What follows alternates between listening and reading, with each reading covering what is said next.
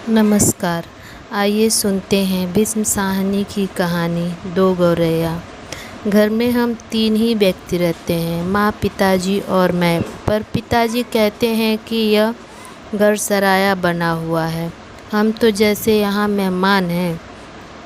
घर के मालिक तो कोई दूसरे ही हैं। आंगन में आम का पेड़ है। तरह तरह के पक्षी उस पर डेरा डाले रहते हैं। जो भी पक्षी पहाड़ियों घाटियों पर से उड़ता हुआ दिल्ली पहुंचता है, पिताजी कहते हैं, वहीं सीधे हमारे घर पहुंच जाता है। जैसे हमारे घर का पता लिखवा कर लाया हो। जहाँ भी कभी तोते पहुंच जाते हैं, तो कभी कौवे, तो कभी तरह तरह की गौरैया। वह शोर मचता है कि कानों के पर्दे फट जाएं। पर लोग कहते हैं कि पक्षी गाना गा रहे हैं। घर के अंदर भी यही हाल है। बीसियों तो चूहे बसते हैं। रात भर एक कमरे से दूसरे कमरे में भागते फिरते हैं। वह धमा चौकड़ी मचती है कि हम लोग ठीक तरह से सो भी नहीं पाते। बर्तन गिरते हैं, डिब्बे खुलते हैं, प्याले टूटते हैं। एक चूहा अंगीठी के पीछे बैठना पसंद करता है। शायद बूढ़ा है, उसे सर्दी बहुत लगती है। एक दूसरा है जिसे बाथरूम की टंकी पर चढ़कर बैठना पसंद है। उसे उसे शायद गर्मी बहुत लगती है। बिल्ली हमारे घर में रहती तो नहीं, मगर उसे भी घर पसंद है और वह कभी कभी झांक जाती। मन आया तो अंदर आकर दूध पी गई, न मन आया तो बाहर से ही फिर आऊँगी कहकर चली जाती है। शाम होते ही दो तीन चमगादड़ कमरों में आर पार पर फैलाए कसरत करने लगते हैं। घर में कबूतर भी हैं। दिन भर गुटर गू का संगीत सुनाई देता रहता है। इतने पर ही नहीं, बस छिपकलियाँ भी हैं और बर्रे भी हैं और चींटियाँ तो जैसे ही छावनी डाले हुए है। अब एक दिन दो गौरैया सीधे अंदर घुस आई और बिना पूछे उड़ उड़कर मकान देखने लगी। पिताजी कहने लगे कि निरीक्षण कर रही हैं कि यह उनके रहने योग्य है या नहीं। कभी वे किसी रोशनदान पर जा बैठती तो कभी खिड़की पर। फिर जैसे आई थी वैसे ही उड़ भी गईं। पर 2 दिन बाद हमने क्या देखा कि बैठक की छत में लगे पंखे के गोले में उन्होंने अपना बिछौना बिछा लिया है। सामान भी ले आई हैं और मज़े से बैठी दोनों गाना गा रही हैं। जाहिर है उन्हें घर पसंद आ गया था।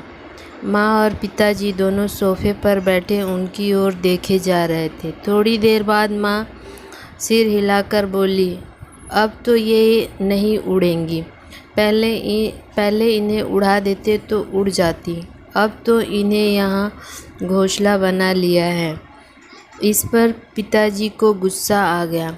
वह उठ खड़े हुए और बोले, देखता हूँ ये कैसे यहाँ रहती हैं। गौरैया मेरे आगे क्या चीज़ है। मैं अभी बाहर करता हूँ। छोड़ो जी, चूहों को तो निकाल नहीं पाए, अब चिड़ियों को निकालेंगे, माँ ने व्यंग से कहा। माँ कोई बात व्यंग में कह दे तो पिताजी उबल पड़ते हैं। वह समझते हैं कि माँ उनका मजाक उड़ा रही है। वह फौरन उठ खड़े हुए और पंखे के नीचे जाकर ज़ोर ज़ोर से ताली बजाई और मुंह से शू शू का बाहें झुलझुलाई। फिर खड़े खड़े कूदने लगे। कभी बाहें झुलझुलाते, कभी शू शू करते। गौरैयों ने घोंसले में से सिर निकालकर नीचे की ओर झांक कर देखा और दोनों एक साथ ची ची करने लगी और माँ खिलखिलाकर हंसने लगी। पिताजी को गुस्सा आ गया। इसमें हंसने की क्या बात है। माँ को ऐसे मौक़ों पर हमेशा मजाक सूझता है। हंसकर बोली, चिड़िया एक दूसरे से पूछ रही हैं कि यह आदमी कौन है और नाच क्यों रहा है। तब पिताजी को और भी ज़्यादा गुस्सा आ गया और वह पहले से ज़्यादा ऊंचा कूदने लगे और गौरैया घोंसले में से बाहर निकलकर दूसरे पंखे की डैन पर जा बैठी। उन्हें पिताजी का नाचना जैसे बहुत पसंद आ रहा था। माँ फिर हंसने लगी। ये निकलेंगी नहीं जी, अब इन्होंने अंडे दे दिए होंगे। निकलेंगी कैसे नहीं, पिताजी बोले और बाहर से लाठी उठा लाए। इसी बीच गौरैया फिर घोंसले में जा बैठी थी। उन्होंने लाठी ऊंची उठाकर पंखे से गोले को ठोकरा। चींची चींची करती गौरैया उड़कर पर्दे के डंडे पर जा बैठी। इतनी तकलीफ करने की क्या ज़रूरत थी, पंखा चला देते तो ये उड़ जाती, माँ ने हंसकर कहा। पिताजी लाठी उठाए पर्दे के डंडे की ओर लपके। एक गौरैया उड़कर किचन के दरवाजे पर जा बैठी, दूसरी सीढ़ियों वाले दरवाजे पर। माँ फिर हंस दी। तुम तो बड़े समझदार हो जी, सभी दरवाजे खुले हैं और तुम गौरैयों को बाहर निकाल रहे हो। एक दरवाज़ा खुला छोड़ो, बाकी दरवाजे बंद कर दो, तभी ये निकलेंगी। अब पिताजी ने मुझे झिड़ककर कहा, तू खड़ा क्या देख रहा है, जा दोनों दरवाजे बंद कर दे। मैंने भागकर दोनों दरवाजे बंद कर दिए, केवल किचन वाला दरवाज़ा खुला रहा। पिताजी ने फिर लाठी उठाई और गौरैयों पर हमला बोल दिया। एक बार तो झूलती लाठी माँ के सिर पर लगते लगते बची। चींची चींची करती चिड़िया कभी एक जगह तो कभी दूसरी जगह जा बैठती। आखिर दोनों किचन की ओर खुले दरवाजे में से बाहर निकल गई। माँ तालियां बजाने लगी। पिताजी ने लाठी दीवार के साथ टिका कर रख दी और छाती फुलाकर कुर्सी पर आ बैठे। आज दरवाजे बंद रखो, उन्होंने हुक्म दिया। एक दिन अंदर नहीं घुस पाएंगी तो घर छोड़ देंगी। तभी पंखे के ऊपर से चींची की आवाज़ सुनाई पड़ी और माँ खिलखिलाकर हंस दी। मैंने सिर उठाकर ऊपर देखा, दोनों गौरैया फिर से अपने घोंसले में मौजूद थीं। दरवाजे के नीचे से आ गई हैं, माँ बोली। मैंने दरवाजे के नीचे देखा, सचमुच दरवाजे के नीचे थोड़ी थोड़ी जगह खाली थी। पिताजी को फिर गुस्सा आ गया। माँ मदद तो करती नहीं थी, बैठी हंसे जा रही थी।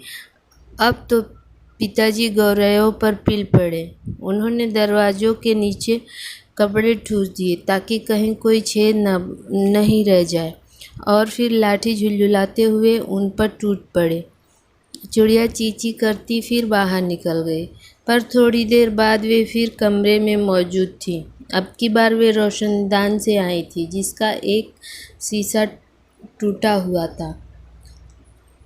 देखो जी, चिड़ियों को मत निकालो, माँ ने अब की बार गंभीरता से कहा। अब तो इन्होंने अंडे भी दे दिए होंगे, अब ये यहाँ से नहीं जाएंगी। क्या मतलब, मैं कालीन बर्बाद कर लूँ? पिताजी बोले और कुर्सी पर चढ़कर रोशनदान में कपड़ा ठूस दिए और फिर लाठी झुलझुलाकर एक बार फिर चिड़ियों को खदेड़ दिया। दोनों पिछले आंगन की दीवार पर जा बैठी। इतने में रात हो गई। हम खाना खाकर ऊपर सोने चले गए।